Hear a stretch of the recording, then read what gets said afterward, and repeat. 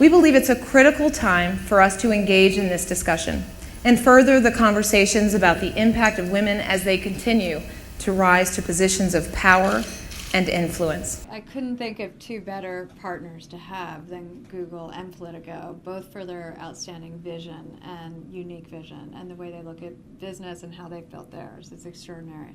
Who's a better role model for young women who have ideas and vision than Tory Burch and her foundation that has really taken the time and the energy while building her business to help other women become entrepreneurs. So, I mean, just a great model for all of us. And of course, when we talk about women ruling, so much of what determines whether women can and will, and to what level women will rule, many decisions are made here in Washington, D.C., and Politico captures that discussion on a minute-by-minute basis, so it's a great partnership. We want to do solutions, we want to have ideas, no whining. We know we still have a ways to go, so let's just kind of be positive about this. When the First Lady set out the vision for it, it was really very partnership-based.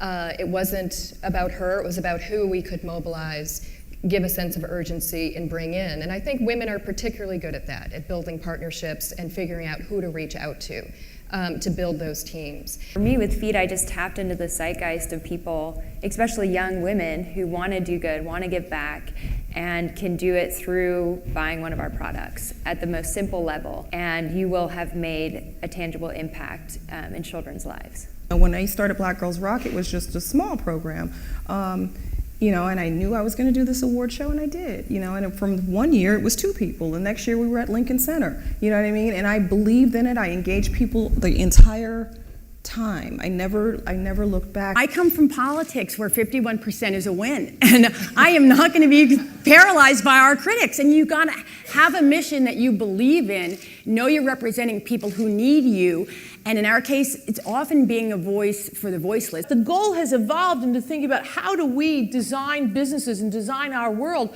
where it works for us. We gave them a voice, right? And I felt like what happened during Sopa Pippa was people like Wikipedians got a voice and took the stage, right? And took some control of the megaphone and spoke back. And I thought it was a watershed moment for that reason. That was the first time that something like that had happened so dramatically in that kind of a way. When women succeed, America succeeds. The more women we get in the room, the better shape our country will be in. If you look at women's economic participation just in the last decade in the developed world, forget about the developing world, what women have produced in terms of helping the economies amounts to outpacing what China has contributed to the economy. Wow. We are talking about a lot of power. Women in power tend to look and ask the following question: what is the outcome we're trying to achieve?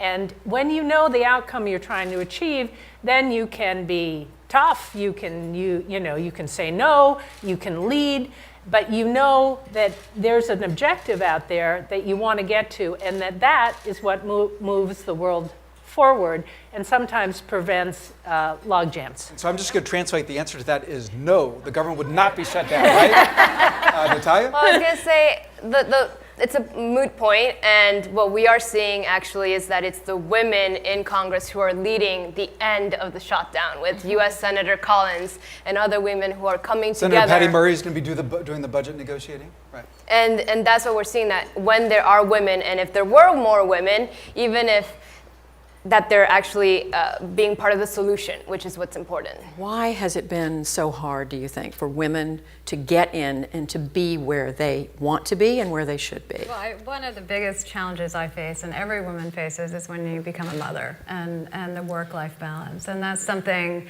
that, when I started the company, was really part of our business plan as well, is how do we create a place where we all want to work, where it's about kindness and creativity, but really it's also about how do women be great moms and great leaders. When women are economically empowered, not only does GDP grow and economies flourish, but all of society changes. Julie Katzman told me what women are not. Tell me that. That women are not a niche. So it's a pretty good tweet, huh? They say, well, it's a niche market for us. It's 50% of the population. One of the things that I try to encourage women to do is to listen to each other and stop us from saying when something really great happens, oh, I got lucky. No, you didn't. You worked really hard, you're really talented, you're really skilled, you led a team of people that accomplished a really great thing. Own it. I've got to tell you, more women on both sides of the aisle, each chamber, House and Senate, Democrat and Republican. The more women that are here, the more expeditious we will be in getting the country's work done. The bias that we have subliminally as a culture is, I think, one of the biggest issues. When I think about like where I was literally, I guess now 25 years ago, I'd just written this senior thesis. I was completely obsessed with this idea and with what I thought would be the incredible power of something that would channel all this energy and talent into classrooms in our most under-resourced communities. The typical day at Georgetown Cupcake is really atypical. Every day is an adventure for us, but it always starts with baking the cupcakes. We bake everything from scratch at each of our locations. So no matter if you're in Georgetown or New York or LA or Boston, we bake our cupcakes from scratch at each location every morning. You have no idea what the day will bring. Some days we have deliveries of 2,000 cupcakes going across the country. Some days there are fires in our bakery. Like every day is literally an adventure. We have actress Jennifer Beals here. We thought, why not ask her about who is a woman in your life that rules and why? Oh, my mom. For sure. My mom definitely rules. I can never knock a woman holding office, even if I, politically disagree with them in every way, because just being a woman in politics is to be controversial, and I give it up to any woman that can go through any kind of electoral process and get elected. But when we have an intersection, right, where we put power next to truth, I think we can transform things. When women come together, when women and girls come together across what divides us by suffering, by education, by race, by economics, we can transform and we can make this country better for our children. We have tested primary prevention interventions, and we could. We just need to resource it. We need to figure out a way to bring legislators and policymakers around to the table and just back the conversation up. I believe women get it done. And so what I would ask of all of you is, in your own home states, to find out what your laws are, what's going on in terms of this issue in your own home state. And if it's not what you think it should be, then get active. This is an opportunity for women to focus on issues and band together and actually try to get change. I think we need to have a very strong old girl network. I think we all become stronger when we help each other become stronger.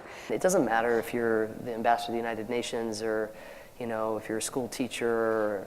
Look at all the women who go off to war for our country increasingly and leave their children behind. The sacrifices are unbelievable. Making sure I get to read my kids their stories when they go to sleep while not screwing up the negotiation the next day. Mentorship has impacted me since I was a little girl, and that started with my brothers, and I went to college, and it started with different professors, and then in the workforce I've had extraordinary mentors, and it's been an incredible thing for me personally, but also for our business. My closest mentor was my father, who believed in the equality of the sexes and really pushed me to have more confidence in myself and to see that women could rule. And I never knew women didn't rule. So. That's a good point. That's a perfect place to end it. Thank you.